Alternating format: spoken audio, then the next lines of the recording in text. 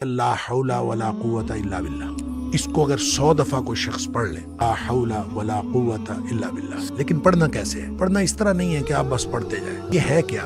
ला हौला वला कुव्वता इल्ला बिल्लाह असल में क्या है? हौल का माना भी कुव्वत है और कुव्वत का माना भी कुव्वत है। ला हौला वला कुव्वत, यूं कह लीजिए ना कोई इज्तिमाई ताकत, ना कोई इनफिरादी ताकत, इल्ला बिल्लाह, सिवाय अल्लाह के। ना गुनाह छोड़ने की ताकत, ना नेकी करने की ताकत, इल्ला बिल्लाह।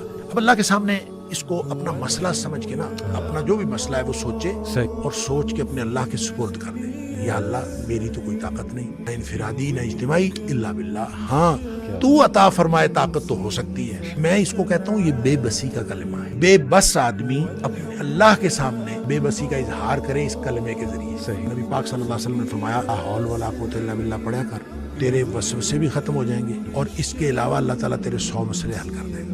आप अंदाजा करें, एक शख्स के 100 मसले होते नहीं है।